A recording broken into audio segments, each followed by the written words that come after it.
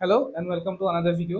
So আজি আমাৰ historical background যোনটো আছিলে তাৰ last part টো হ'ব. So without doing further delay, let's start the video.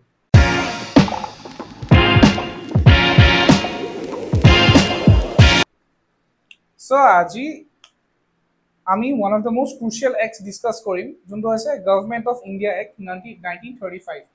এইখন second last বা most probably এখন last act বুলি ক'ব পৰা যায় because ইয়াৰ পিছত এখন act আহিছে এখন আছে Indian Independent Act বা Independent Act of India. এটা কাম কৰক এইখিনি আপোনালোকে স্ক্ৰীনশ্বট এটা মাৰি লওক তাৰপিছত মই আপোনালোকক এক্সপ্লেইন কৰি আছো okay so let's start so প্ৰথমতে এই এক্টখনে কি প্ৰমোট কৰিছিলে এই এক্টখনে প্ৰমোট কৰিছিলে ৰেসপন্সিবল গভৰ্নমেন্ট ওকে আৰু এইখনৰ এক্টত কিমান কি কি আছিলে এই এক্টখনত আছিলে 312 sections and 10 schedules এইবিলাক মনত ৰখাটো কিয় দৰকাৰী হয় because this is one of the most important acts okay so এইখন যদি আপোনালোকৰ মনত ৰাখে বহুখিনি এক্সামত উজু হ'ব কেনেকৈ হ'ব মই আপোনালোকক কৈ আছো because এইখনে সেইখন এক্ট আছিলে যোনখনে আমাক ইউপিএসসি দিলে যোনখনে আমাক আরবিআই দিলে যোনখনে আমাক সুপ্রিম কোর্ট যোনটো তেতিয়া ফেডারেল কোর্ট বুলি কৈছিল অলৰাইট নাও সো লেটস স্টাৰ্ট দ্য প্ৰভিজনস প্ৰথম কথা government of India act 1935 this act কি আছিলে এখন আছিলে এখন ৰেসপন্সিবল গভৰ্নমেন্ট দিয়া এটা প্ৰমিস কৰা হৈছিল কেতিয়া এখন প্ৰমিস কৰা হৈছিল 1935 ওকে সো আমি সেকশনসৰ কথা কলো now let's dive into the provisions কি আছিলে provision let's start with this one all India Federation basically all India Federation or year aim to কি আছিলে ইয়াৰ aim to এটো আছিলে যে যিমান সকল প্ৰিন্সলি ষ্টেটস আছে যেনেকৈ মণিপুৰ হৈ গ'ল আৰু যিমান সকল প্ৰভিন্স হৈ গ'ল যেনেকৈ আমাৰ অসমখন হৈ গ'ল সো সেই প্ৰভিন্স বিলাক আৰু সেই যোনবিলাক প্ৰিন্সলি ষ্টেটস আছিল সেই গোটেইসমূহ লগত আহি পিনে এটা অল ইণ্ডিয়া ফেডাৰেশ্যন বুলি ফৰ্ম কৰা কথা আছিলে অলৰাইট সো সেইকাৰণে লিখা আছে প্ৰিন্সলি ষ্টেটস এণ্ড প্ৰভিন্সেছ দুইটাৰ লগত এখন হ'লহেঁতেন দেন কি আছিলে এতিয়া এই ফেডাৰেশ্যনখনৰ কিছুমান পাৱাৰ থাকিব এই পাৱাৰখিনি কেনেকৈ ডিভাইড হ'ব এই পাৱাৰখিনি বেচিকেলি ক'লে চেণ্টাৰ্ছ এণ্ড ইউনিটছ ইয়াত ইউনিটছ বুলি ক'লে এই প্ৰিন্সলি ষ্টেটছ আৰু প্ৰভিন্সেছৰ কথা কোৱা হৈছে এতিয়া আমাৰ বৰ্তমান ইণ্ডিয়াত যদি আমি কানেক্ট কৰোঁ চেণ্টাৰ আৰু ষ্টেটৰ মাজত ইন দ্য ইয়েৰ 2025 তাত পাৱাৰ্ছবিলাক কেনেকৈ ডিভাইড কৰা হয় বা কেনেকৈ ডিষ্ট্ৰিবিউট কৰা হয় বেচিকেলি সো তেনেকৈ তিনিখন লিষ্ট আছে এখন আছে আমাৰ ইউনিয়ন লিষ্ট এখন ষ্টেট লিষ্ট এখন কনক্ৰেণ্ট লিষ্ট আৰু এইখিনি ৰেচিডিউৰি লিষ্ট আছে এখন অলপ বেলেগ হৈ যায় বাট ষ্টিল মেজৰলি তিনিটা লিষ্ট আছে বুলি আমি ধৰোঁ সো ইউনিয়ন লিষ্টখন কি আছে সেইবিলাক টপিকছ বা সেইবিলাক ছাবজেক্টছ আছে যোনবিলাক ছাবজেক্টছৰ ওপৰত অকল চেণ্টাৰে ডেট মিনছ পাৰ্লিয়ামেণ্টে এক পাছ কৰিব পাৰে দেন প্ৰভিন্সিয়েল এতিয়া সময়ত ষ্টেট লিষ্টৰ কোনখিনি বস্তু পাৰে যোনখিনি বস্তু ফৰ এক্সাম্পল এগ্ৰিকালচাৰ টেক্স সেইখিনি হৈছে অকল ষ্টেটে ইম্প'জ কৰিব পাৰে ষ্টেটত অলৰাইট আৰু যদি ইউনিয়ন লিষ্টৰ এক্সাম্পল মই কওঁ তেতিয়া এটা ছাবজেক্ট হৈ গ'ল যোনটো protection arm forces basically okay then concurrent লিষ্টখনত কিছুমান এনেকুৱা ছাবজেক্টছ আছে যোনখনত বৰ্তমান মই 2025 চনৰ কথা কৈছোঁ অ'কে সেইখনৰ চেণ্টাৰেও বনাব পাৰে আৰু ষ্টেটেও বনাব পাৰে নাও 2025 পৰা 1935 চনলৈ ঘূৰি যাওঁ তাতো সেম বস্তুটো কৰা হৈছিলে কি কৰা হৈছিলে তিনিখন লিষ্ট দিয়া হৈছিলে federal list provincial list and concurrent list সেইটো সময়ত ফেডাৰেল লিষ্টত 59টা ছাবজেক্টছ দিয়া আছিলে এই 59টা ছাবজেক্টছৰ ওপৰত অকল ফেডাৰেশ্যন যোনখন হ'ব সিহঁতৰ ওচৰতে পাৱাৰটো থাকিলেহেঁতেন যে আমি এইকেইটা ছাবজেক্টছৰ ওপৰত লজ আনিব পাৰোঁ বা লেজিছলেচাৰ আনিব পাৰোঁ দেন এই যোনটো 54টা ছাবজেক্টছ আছিলে এই ছাবজেক্টছ এইকেইটাৰ এই ইউনিটছসমূহৰ ওচৰত পাৱাৰ আছিলে যে এইকেইটা ছাবজেক্টৰ ওপৰত আমি ইউনিটছবিলাক ক'ব পাৰে যে আমি লজ বনাম দেন যোনটো কনক্ৰেণ্ট আছিলে এইটো বোথ প্ৰভিন্সেছ আৰু প্ৰিন্সলি ষ্টেটছ এই দুইটা ইউনিটছৰ ওচৰত বুলিয়ে কৈছোঁ বৰ্তমান হৈ ল'ব পাৰে এক চেণ্টাৰ যোনটো আছিলে দিছ ইজ চেণ্টাৰ বা ফেডাৰেশ্যন আৰু যোনটো প্ৰভিন্সিয়েছ আৰু প্ৰিন্সলি ষ্টেটছ যোনটো ইউনিট ফৰ্ম কৰিব সেই চেণ্টাৰ আৰু ইউনিটছসমূহৰ মাজত লিষ্ট এই ছাবজেক্টকেইটাই অদলা বদলিকৈ তেখেতসকলে ল বনাব পাৰিলেহেঁতেন এতিয়া এই ফেডাৰেশ্যনটো কিন্তু এটা কথা মনত ৰাখিব এই ফেডাৰেশ্যনটো কেতিয়াও এক্সিষ্টেঞ্চত নাহিলে কিয় নাহিলে বিকজ যোনসমূহ প্ৰিন্সলি ষ্টেটছ আছিলে সেই প্ৰিন্সলি ষ্টেটছসমূহে এই ফেডাৰেশ্যনত জইন নকৰোঁ বুলি ক'লে So as a result, this federation became a theory, okay, and it never saw the light of the day. So এইটো পিছত আমি আহিছো টিক মাৰ্ক এটা কৰি দিওঁ যিহেতু বহুতখিনি আছে ছেকেণ্ড আহে ডায়েৰকি ইয়াত যোনটো ডায়েৰকি চিষ্টেমটো আছিলে যোনটো ইন্ট্ৰডিউচ কৰা হৈছিলে আগতে আগৰ এখন এক্টত চ' যোনটো প্ৰভিন্সত আছিলে নট ইন চেণ্টাৰ অ'কে প্ৰভিন্সত সেই বস্তুটো এবলিছ কৰা হৈছিলে আৰু এই প্ৰভিন্সবিলাকত এখেতসকল ইয়াত এই ডায়াৰকি জেগাত প্ৰভিন্সিয়েল অট'নমিটো ইন্ট্ৰডিউচ কৰা হৈছিলে চ' ৰিমেম্বাৰ এইটো আহিব পাৰে যে when was provincial autonomy introduced during British India? So তেতিয়া কি হ'ব আনসাৰটো হ'ব গভৰ্ণমেণ্ট অফ ইণ্ডিয়া এক্ট 1935 আৰু GOI বুলি বহুতত থাকে ওকে চ' তাত কি কৰিছিলে ডায়াৰকি এবলিছ কৰিছিলে আৰু লগতে প্ৰভিন্সিয়েল অট'নমি আহিছিলে ক্লিয়াৰ চ' নেক্সট কি কৰিছিলে নেক্সট যোনটো মই কৈছিলোঁ FPSC ফেডাৰেল কোৰ্ট আৰু RBI এই এক্টখনৰ সহায়তে আহিছিলে এই এক্টখনে ফেচিলিটেট কৰিছিলে বা এই এক্টখনে সেই প্ৰভিজনছ কেইটা প্ৰভাইড কৰিছিলে যে এটা FPSC বা ফেডাৰেল পাব্লিক চাৰ্ভিচ কমিশ্যন এটা এষ্টাব্লিছ কৰিবলৈ আৰু ফেডাৰেল কোৰ্ট যোনটো আজি 2025 চনৰ কথা কৈছোঁ 2025ত যাক আমি সুপ্ৰিম কোৰ্ট বুলি কওঁ ৰাইট আৰু ইয়াত আছিল আৰু এটা RBI যোনটো আমাৰ ৰিজাৰ্ভ বেংক অফ ইণ্ডিয়া এই 1935 চনৰ এক্টখনৰ পৰা এই তিনিটা বস্তু আহিছিলে these are very very important এক্সামত প্ৰায় এইকেইটা বস্তু আহি থাকে নেক্সট কি কৰিছিলে 11খন প্ৰভিন্সেঞ্চত বাইকেমেৰেলিজম ইন্ট্ৰডিউচ কৰিছে বাইকেমেৰেলিজম মানে কি যোনটো বৰ্তমান চিষ্টেম চলি আছে আপাৰ হাউচ এণ্ড লোৱাৰ হাউচ অ'কে যদি আজিৰ ক্ষেত্ৰত কওঁ আজিৰ ক্ষেত্ৰত যদি মই ক'ব যাওঁ তেতিয়া যেনেকৈ মহাৰাষ্ট্ৰ হৈ গ'ল অ'কে দেন UP হৈ গ'ল বিহাৰ হৈ গ'ল চ' এইবিলাকত কি আছে এইবিলাকত দুখন আছে আমাৰ অসমত বৰ্তমান অকল এখন আছে মানে ষ্টেট লেজিছলেচাৰৰ কথা মই কৈ আছোঁ অ'কে যেনেকৈ আমাৰ 126টা চিট আছে আমাৰ ষ্টেট ইলেকশ্যনৰ ক্ষেত্ৰত তাৰ সেই 126টা অকল এটা হাউচৰে হয় ঠিক আছে চ' সেইটো ষ্টেট লেজিছলেচাৰ তেনেকৈ বৰ্তমান 2025 চনত আমাৰ ভাৰতৰ কিছুমান ৰাজ্যসমূহত তাত দুটা হাউচ আছে এটা হৈছে কাউন্সিল আৰু এটা হৈছে লেজিছলেচাৰ তেনেকৈ এতিয়া যদি আমি চেণ্ট্ৰেল লেভেলত যাওঁ পাৰ্লিয়ামেণ্টত কি আছে পাৰ্লিয়ামেণ্ট দুটা হাউচ আছে ৰাজ্যসভা লোকসভা এই দুটা হাউচৰ কথা কৈছোঁ I hope you get it okay so' তেনেকৈ 1935ত 11খন প্ৰভিন্সেছত এই বাইকেমেৰেলিজমটো ইন্ট্ৰডিউচ কৰা হৈছিলে তাৰে কিছুমান এক্সাম্পল আপোনাৰ বেংগল হৈ যাব okay then I think United Provinces আছিলে চ' তেনেকৈ 11খন আছিলে দেন এই যোনখন আছিলে এই এখন যোনটো কমিউনেল ৰিপ্ৰেজেণ্টেশ্যন যোনটো 1909 চনৰ পৰা আহি আছে ক'ৰবাত আমি শুনি আছোঁ এই 1909 চনৰ পৰা এই কমিউনেল ৰিপ্ৰেজেণ্টেশ্যন আহি আছে আৰু এইখন এক্টেও কি কৰিলে চাওক ডিপ্ৰেছ ক্লাছ বা আপোনালোকে SC বুলি ক'ব পাৰে শিডিউল কাষ্ট যোনটো আমি আজি দিনত কওঁ schedule caste so' this is depressed class then women আৰু লেবাৰসমূহক যাক আপোনালোকে ৱৰ্কাৰ্ছ বুলি ক'ব পাৰে এই তিনিটা কেটেগৰীলৈও ছেপাৰেট ইলেক্টৰেট যোনটো প্ৰভিজন আছিলে সেইটো আগবঢ়ালে অ'কে তাৰপিছত কি হ'ল যোনটো কাউন্সিল অফ ইণ্ডিয়া আছিলে কাউন্সিল অফ ইণ্ডিয়া যদি মনত আছে এইটো আপোনাৰ কেতিয়া এষ্টাব্লিছ কৰা হৈছিলে after first war of independence 1858ত এইটো ইন্ট্ৰডিউচ কৰা হৈছিলে বা এষ্টাব্লিছ কৰা হৈছিলে এই যোনটো কাউন্সিল অফ ইণ্ডিয়া আছিলে এই 1935ৰ এক্টখনে ইয়াক এবলিছ কৰি দিছিলে অ'কে আৰু এই যোনটো ডায়াৰকি আছিলে ডায়াৰকিটো চেণ্টাৰত ইন্ট্ৰডিউচ হৈছিলে ডেট মিনছ কি ৰিজাৰ্ভ ছাবজেক্ট আৰু ট্ৰান্সফাৰ ছাবজেক্ট সেই যোনকেইটা আছিলে সেইটো চেণ্টাৰত হৈছিলে নট ইন প্ৰভিন্স অ'কে মনত ৰাখিব ডায়াৰকি প্ৰভিন্সেছত এবলিছ কৰি পিনে চেণ্টাৰত ইন্ট্ৰডিউচ কৰিছিলে অ'কে ডেট মিনছ কি প্ৰভিন্সত ডায়াৰকি PD আপোনালোক কেনেকৈ মনত থ'ব পাৰে PD কেঞ্চেল অ'কে আৰু CD মই ক'ম যে এই CD মনত ৰাখিব আপোনালোকে জানেই VCD হৈ গ'ল বা CD হৈ গ'ল বেচিকেলি চ' CD বুলি মনত ৰাখিব চেণ্টাৰ ডায়াৰকিটো আছিলে বাট প্ৰভিন্সেছত নাছিলে okay so' this was basically the government of India act 1935 one of the most important and one of the most landmark act বুলি কোৱা হয় ইয়াত অলৰাইট চ' এইখিনি যদি আপোনালোকৰ হ'ল দেন আমি এতিয়া মুভ অন কৰিম আপোনালোকে আগৰ যদি স্ক্ৰীনশ্বট লৈছে ইয়াৰ স্ক্ৰীনশ্বট লৈ থওক কিছুমান ক্ষেত্ৰত আপোনালোকৰ সুবিধা হ'ব পাৰে ৰাইট। চ' এতিয়া লাহে লাহে 1935 হ'ল। 1935 এখন এক্ট আহিলে।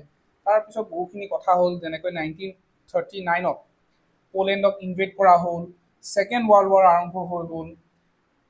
তাক এপিজ কৰিবলৈ তেতিয়া যিহেতু ইণ্ডিয়াৰ ছাপৰ্ট লাগিছিলে ব্ৰিটিছসমূহক, ত' তেতিয়া কিছুমান বস্তু আগবঢ়োৱা হ'ল। কি আগবঢ়োৱা হ'ল, কি আগবঢ়োৱা নহ'ল, সেইখিনি হিষ্ট্ৰী ক্লাছত ইন ডিটেইলছ ডিছকাছ কৰা হ'ব। ইন শ্বৰ্ট, আমি এতিয়া কাট চেঞ্জ টু 1942 যেতিয়া কুইট ইণ্ডিয়া মুভমেণ্ট ষ্টাৰ্ট হৈছিলে, যাক বহু নামে জনা যায়, যেনেকৈ আগষ্ট ক্ৰান্তি, ভাৰত চৌৰ আন্দোলন। চ' সেইখিনি আহিলে। দেন কি হ'ল, তাৰপিছত লাহে লাহে লাহে আমি এটা the most important year in Indian history is 1947. Not most, but one of the most important. 1947 আমি লাহে লাহে গৈ আছোঁ। তাৰ মাজত বহুতখিনি কথা হ'ল। পাকিস্তানৰ ডিমাণ্ড আগৰ পৰাই হৈ আছিলে, বেছি ষ্ট্ৰং হৈ গ'ল, ডিক্লেৰেশ্যন অফ ডি হৈ গ'ল। এইবিলাক বস্তু হৈ হৈ আমি 1947 পালোঁ। তেতিয়া যেতিয়া এইটো চিয়'ৰ হৈ গ'ল যে পাৰ্টিশ্যন হ'বই, দেন দেন তেতিয়া ভাইচৰয় আছিলে লৰ্ড মাউণ্টবেটেন।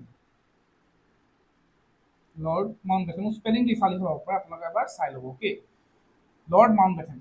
লৰ্ড মাউণ্টবেটেনে দুটা প্লেন আগবঢ়ালে। এটা হ'ল বাল্কান প্লেন, বহুতে এইটো কথা নাজানে, মোক কৈ ল'ব। এটা হ'ল বাল্কান প্লেন, এটা হৈ গ'ল টু নেশ্যন থিয়ৰী, যোনটো আগৰ পৰাই প্ৰচলিত হৈ আহিছিলে থ্ৰু জিন্নাই নল, বা এইটো আমি পাৰ্টিশ্যন প্লেন বুলি ক'ব পাৰোঁ।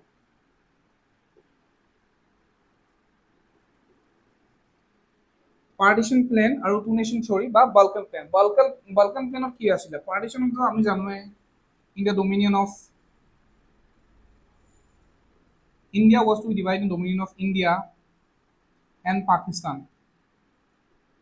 Remember, Pakistan, East Pakistan and West Pakistan, দুইটা ইনক্লুডেড আছে। ইষ্ট পাকিস্তান মিনছ আজি যোনটো বাংলাদেশ। অ'কে, বাল্কান প্লেন কি আছিলে? এতিয়া যে বাল্কান বুলি যদি মই কওঁ, বাল্কান নেশ্যনছ মানে কি, যোনখন ব্লেক চিজৰ ওচৰত আছে, আপোনালোকৰ হৈ গ'ল, সেইখিনি বহুতখিনি ষ্টেটছ আছে। আপোনালোকে মন কৰিব যে তাত সৰু সৰু সৰু সৰু সৰু ষ্টেটছ আছে। অ'কে, তাত বহুতে এইখিনিক চেল্টিক নেশ্যনছ বুলিও কয়। চ' এই বাল্কান প্লেনখনৰ সেইটোৱে আছিলে। ইণ্ডিয়াখন যোনখন আমি আজি দেখোঁ, এখন যদি মই কওঁ, আমাৰ যোনখন ইণ্ডিয়া, ধৰি লওক এখন ইণ্ডিয়া হয়। Okay, I am not very good at drawing, so' মই কৈ ৰাখিছোঁ। চ' তাত এনেকৈ ৰাজ্য থাকি গ'ল, এনেকৈ আহি গ'ল এইটো, এখন এখন ৰাজ্য, এখন এনেকৈ ৰাজ্য, সৰু সৰু সৰু সৰু সৰু সৰু ৰাজ্য থাকি গ'লহেঁতেন। So' this was Balkan plan in short. So' মাউণ্টবেটেনে দুটা প্লেন দিলে, এটা এইটো আৰু এটা টু নেশ্যন থিয়ৰী বা যাক আমি কওঁ পাৰ্টিশ্যন প্লেন। চ' আল্টিমেটলি পাৰ্টিশ্যন প্লেনটো এডপ্ট কৰা হ'ল। এডপ্ট কৰি মেলি এইখিনি বস্তু দেন লণ্ডনত ইলেকশ্যন হয়। লণ্ডনত ইলেকশ্যন হৈ পিনে যোন আছিলে Clement Attlee, he came into power. Okay, so if I'm not wrong, he was from Labour Party. So Clement Attlee পাৱাৰত আহে। এবাৰ চেক কৰি ল'ব কোনটো পাৰ্টি আছিলে, ক'ৰবাত ভুল হৈ যাব পাৰে। চ' তেখেতে বিলখন পাছ কৰিব। এতিয়া কি বিল পাছ হ'ব, সেইখন হৈছে ইণ্ডিয়াত ইণ্ডিপেণ্ডেঞ্চ এক্ট বা India's independence act of 1947। Alright, বা এক্ট অফ ইণ্ডিয়ান ইণ্ডিপেণ্ডেঞ্চ, বেলেগ বেলেগ নামে নজনা যায়, এখন চিমিলাৰ হয়। ইয়াৰ সময়ত এখেত আছিলে প্ৰাইম মিনিষ্টাৰ। অ'কে, আৰু কি এখন মনাৰ্ক কোন আছিলে, এইবিলাক বস্তু মনত ৰখাত দৰকাৰী হয়। অ'কে, আৰু মনাৰ্ক আছিলে কিং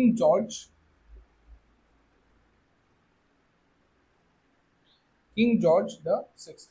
চ' এইকেইটা কথা মনত ৰাখিব। প্ৰাইম মিনিষ্টাৰ কোন আছিলে, কিং বা মোনাৰ্ক কোন আছিলে, এইটো এবাৰ আপোনালোকে স্ক্ৰীনশ্বট লৈ ল'ব পাৰে। Okay,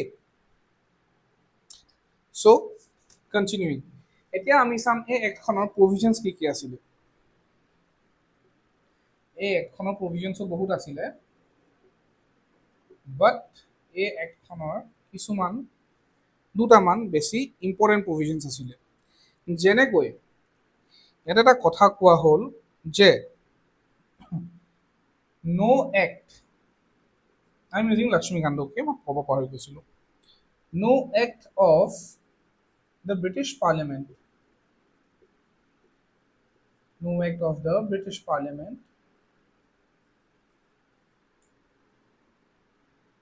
passed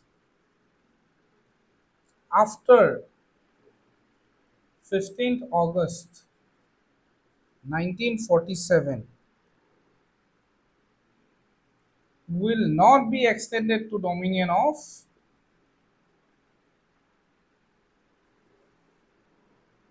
India. In short, মই কৈ দিছোঁ ডেট মিনছ কি 15 আগষ্ট 1947 পিছত ব্ৰিটিছ পাৰ্লিয়ামেণ্টে যদি কিবা এক্ট পাছ কৰে সেইটো আমাৰ ইণ্ডিয়াত লাগু নহ'ব অ'কে ইট অলছ' প্ৰভাইডেড মই পঢ়ি দিছোঁ it also' provided the governance of each of dominions of provisions by Government of India in 1935 till new constitution was framed. That means কি যোনখন আমি ইয়াৰ আগত ডিছকাছ কৰিছিলোঁ Government of India Act 1935 এইখন তেতিয়ালৈকে এনফৰ্চেবল থাকিব বা তেতিয়ালৈকে এইখন চলি থাকিব যেতিয়ালৈকে এই দুইখন দেশে ইণ্ডিয়া এণ্ড পাকিস্তানে নিজৰ নিজৰ কনষ্টিটিউশ্যন এডপ্ট নকৰে যেতিয়ালৈকে কনষ্টিটিউশ্যন এডপ্ট নকৰে তেতিয়ালৈকে এইখন এক্ট লাগু হৈ থাকিব অলৰাইট দেন এইকেইটাৰ ভিতৰত দেন at the এটা লাষ্ট পেৰাগ্ৰাফ কৈ দিছোঁ at the stroke of midnight 14 to 15th August 1947 the British rule came to an end and the power was transferred to the two new independent dominions of India and Pakistan. Lord Mountbatten became the first Governor General of the new domain of India and he swore Jawaharlal Nehru as the first Prime Minister of India. So এতিয়া যেতিয়া dominion of India বনিলে after dominion of India আছিলে 1947 পৰা 1951লৈকে তেতিয়া আছিলে dominion of India এই dominion of ইণ্ডিয়াৰ ফাৰ্ষ্ট ভাইচৰয় ভুল নকৰিব ডমিনিয়ন অফ ইণ্ডিয়া টাৰ্মটো ইউজ কৰোঁ after independence okay first viceroy আছিলে লৰ্ড মাউণ্টবেটেন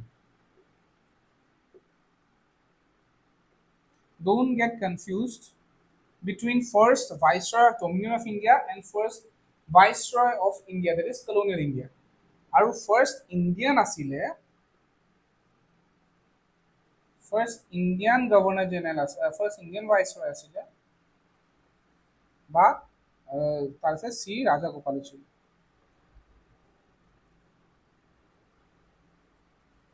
বা বহুতে মৰমতে ৰাজাজী বুলি কৈছিলে So this was the Indian Independence Act. Here এটা স্ক্ৰীনশ্বট আপোনালোকে লৈ ল'ব পাৰে ৰাইট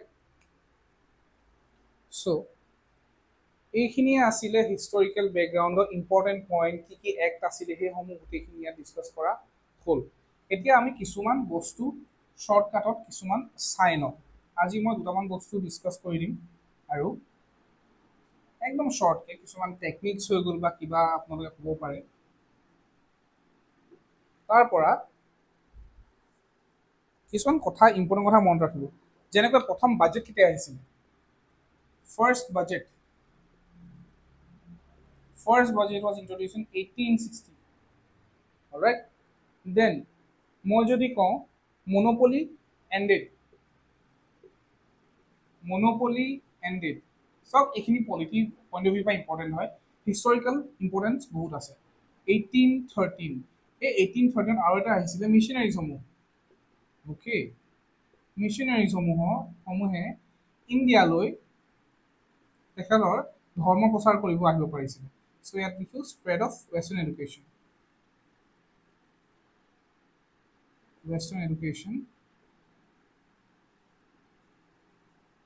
প্লাছ খ্ৰীষ্টিয়ানিটি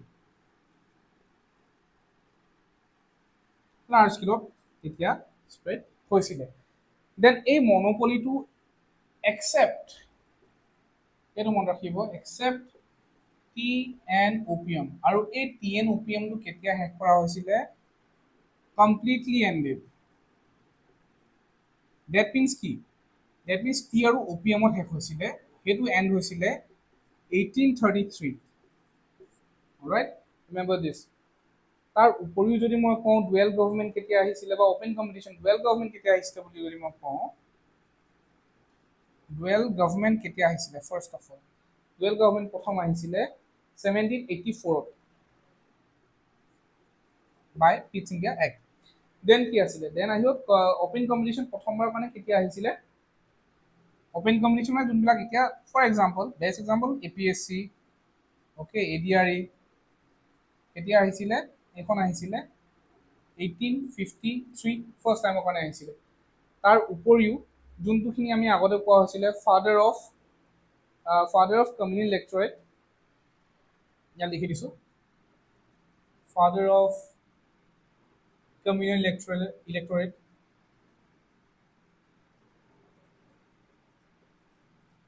কাক কোৱা হয়, ঠিক আছে।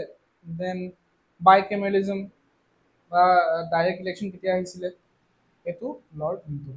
চ' এইখিনি ইম্পৰ্টেণ্ট হয় from polity point of view. এটা কাম কৰক, এই কিছুমান হিষ্টৰিকেল পইণ্ট অফ ভিউৰ পৰাও ইম্পৰ্টেণ্ট হয় এইটো, আপোনালোকে স্ক্ৰীনশ্বট এটা মাৰি লওক। আজি এটা লাষ্ট কথা ডিছকাছ কৰিম, সেই লাষ্ট কথাটো হৈছে ৰিগাৰ্ডিং ফাৰ্ষ্ট আৰ্টিকলছ। মই আপোনাক আজি ষ্টৰি এটা কওঁ, ঠিক আছে, যোনটো ষ্টৰিৰ পৰা আমি হয়তো সকলোৱে আমি এইটো ফেজ পাৰ কৰিছোঁ, অফক'ৰ্চ কৰিছোঁ। এতিয়া আমি চমুকৈ আৰ্টিকল 1 পৰা আৰ্টিকল 4লৈকে ডিছকাছটো এটা সৰুকৈ কৰিলোঁ। এইটো এটা টেকনিক হয়, ঠিক আছে, কেনেকৈ মুখস্থ কৰিব পাৰি। চ' প্ৰথমতে ধৰি লওঁ আপোনালোকে এটা ষ্টৰি কৈছোঁ, মই এটা ল'ৰা স্কুললৈ গ'ল, স্কুল গ'ল এডমিশ্যন ল'বলৈ। চ' ইয়াত যোন আছিলে ইয়াত বহি থকা মানুহগৰাকীয়ে চ' সুধিলে যে, বা মানুহজনে সুধিলে তোমাৰ নামটো কি হয়, দেন ই ক'লে মোৰ নাম XYZ। দেন কি ক'লে, ঠিক আছে এইখন, দেন কি কৰিলে ইয়াত ক'লে যে ঠিক আছে so' this is the admission form, ইয়াত ফিল আপ কৰি দিয়া, দেন কৰিলে, দেন এডমিশ্যন হৈ গ'ল। দেন এডমিশ্যন হোৱাৰ পিছত কি ক'লে যে আহা তোমাক তোমাৰ ক্লাছলৈ লৈ যাওঁ বুলি, যিহেতু সৰু ল'ৰা সৰুকৈ আঁকিছোঁ অলপ। চ' ইয়াত এইটো ক্লাছৰুম, ঠিক আছে। চ' নেক্সট ক্লাছত গ'ল, ক্লাছত বহিলে। দেন এইজনে এডমিনিষ্ট্ৰেশ্যনে তাক এটা কথা ক'লে যে ঠিক আছে আজি তুমি ইয়াতে বহা, কিন্তু কাইলৈ তোমাক আমি ক্লাছ A, ক্লাছ B বা ক্লাছ Cটো দিব পাৰোঁ, okay, class A, class B, class C। যদি ইয়াত তোমাৰ এডমিশ্যন দিয়া হয় বা ইয়াত তোমাৰ যদি চিটটো চেঞ্জ কৰি দিয়া হয় বেচিকেলি, তেতিয়া তাত তোমাৰ এডুকেশ্যন বা বেলেগ একো তুমি চেঞ্জ কৰিব, এই 1 number process, 2 number process, 3 number প্ৰচেছত একো চেঞ্জ কৰিব নালাগে। So' in short this is article from 1 to 4। Article 1, article 1 যোনটোৱে কয়, আৰ্টিকল 1 যোনটোৱে কয় India that is Bharat is a union of states, India that is Bharat, okay. মাজতে বহুত কণ্ট্ৰভাৰ্চি হৈছিলে, ইণ্ডিয়া ইউজ কৰিছে ভাৰত ইউজ নাই কৰা। That is Bharat, that means কি India and Bharat both names are mentioned in the Constitution of India under Article 1. Don't forget this. Okay. India that is Bharat. So, ইয়াত নামটো আহিলে। Then admission. ইয়াত ল'ৰাজনে admission লয়, ডেট মিনছ কি নতুন ষ্টেটছবিলাক যদি ইণ্ডিয়াত লগ লাগিব হয়, সেই প্ৰভিজনটোৰ কথা কৈছে। That is article 2। This is under article 2। ইয়াত নতুন ষ্টেট আহিব পাৰে, নিজে আহিব পাৰে বা থ্ৰু চিচিভ অফ টেৰিটৰিজ, চ' তেনেকৈ আহিব পাৰে এডমিশ্যন। দেন এডমিশ্যন হৈ গ'ল। দেন ক্লাছ, এইটো কি হয়, এইটো হৈছে ষ্টেট ৰিঅৰ্গেনাইজেশ্যন বুলি কৈছোঁ, অৰ্গেনাইজেশ্যন। ডেট মিনছ কি ষ্টেটৰ বাউণ্ডেৰী অল্টাৰ কৰিব পাৰে বা চেঞ্জ কৰিব পাৰে, অলৰাইট, বা নিউ ষ্টেটছ ফৰ্ম কৰিব পাৰে। ডেট মিনছ কি যদি কিছুমান নতুন ষ্টেট ফৰ্ম কৰে বা ষ্টেটৰ বাউণ্ডেৰীটো সলায়, যেনেকৈ ইয়াত ক্লাছত দিয়া হ'ল, ঠিক আছে। চ' সেইটো কি হ'ব, আৰ্টিকল 3 হ'ব, আণ্ডাৰ আৰ্টিকল 3 হ'ব। এতিয়া ইয়াক কি ক'লে যে তোমাৰ যদি মই ক্লাছটো চেঞ্জো কৰোঁ দেন তোমাৰ একো এফেক্ট নহয়। ডেট মিনছ কি article under article 4 it is mention that যদি আৰ্টিকল 2 বা আৰ্টিকল 3 আণ্ডাৰত যদি কিবা চেঞ্জ আহিছে সেইটো কনষ্টিটিউশ্যনেল এমেণ্ডমেণ্ট এক্ট বুলি ধৰা নহয়। So' this is a small story, কেনেকৈ কি হৈ গ'ল এনেকুৱা ষ্টৰী কিছুমান বা টেকনিক্স মই আৰু শ্বেয়াৰ কৰিম। যেনেকৈ পোনে প্ৰথম মই গ'লোঁ, ইন শ্বৰ্টকৈ আকৌ এবাৰ কৈ দিছোঁ যে স্কুল এখনতে মোক প্ৰথম গ'লোঁ, মোক মোৰ নামটো সুধিলে, মই মোৰ নামটো ক'লোঁ, date my name is Bidit Konwar. Then মোক এডমিশ্যন ফৰ্মখন ফিল আপ কৰিব দিলে, এডমিশ্যন ফৰ্মখন মই ফিল আপ কৰিলোঁ, স্কুল হওক কলেজ হওক বা ইউনিভাৰ্চিটি হওক। সেই এডমিশ্যন ফৰ্মখন তেখেত ল'লে। ডেট মিনছ কি মই এতিয়া সেই স্কুলখনৰ ইউনিভাৰ্চিটি বা কলেজৰ মই মেম্বাৰ হৈ গ'লোঁ। That means I am that যদি মই ষ্টেট হয়, that means I am a part of India. Then কি হৈ গ'ল, দেন আহি গ'ল মোক ক'লে যে তুমি এইটো এইটো এইটো যিকোনো ক্লাছত বহিব পাৰা। ডেট মিনছ কি মোক ক্লাছো ডিচাইড কৰি থকা হৈছে, ৰাইট? আৰু মই সৰু ক্লাছত বহিম, ডাঙৰ ক্লাছত বহিম, নতুন অল টুগেডাৰ নতুন ক্লাছ তাত বহিম। That means reorganization boundary or formation of new states, alteration of বাউণ্ডেৰীটোৱে ষ্টেট ৰিঅৰ্গেনাইজেশ্যন হ'ব পাৰে। দেন লাষ্টত ক'লে কি মোক ক'লে যে প্ৰিন্সিপালজনে বা যোনে মোক এডমিশ্যন দিছে যে যদি কাইলৈ পৰহিলে তোমাৰ ক্লাছো চেঞ্জ কৰি দিয়া হয় তাত কোনো এফেক্ট নপৰে। If you are facing difficulty you can take a screenshot of it. ইয়াত মই জাষ্ট শ্বৰ্ট ফৰ্মকৈ কৈ দিছোঁ, আপোনালোকে আৰ্টিকল 4লৈকে মুখস্থ কৰি লোৱাটো ভাল হয় if you are going for APSC বা UPSC। বাকীবিলাকৰ কাৰণে আপোনালোকে জিষ্টটো বুজি পোৱাটো ইম্পৰ্টেণ্ট হয়। যদি জিষ্টটো বুজি পাইছে অফক'ৰ্চ ছল্ভ কৰিব পাৰিব। অলৰাইট, চ' আজি আমি ভিডিঅ'টো ইমানতে সামৰিছোঁ। যদি ভিডিঅ'টো ভাল পালে দেন লাইক কৰিব, শ্বেয়াৰ কৰিব, ছাবস্ক্ৰাইব কৰিব, আৰু আমাৰ ডেছক্ৰিপশ্যনত গৈ পিনে আমাৰ ইনষ্টা হেণ্ডেলটো আৰু আমাৰ হোৱাটছএপ লিংকটো জইন কৰিব। Thank U.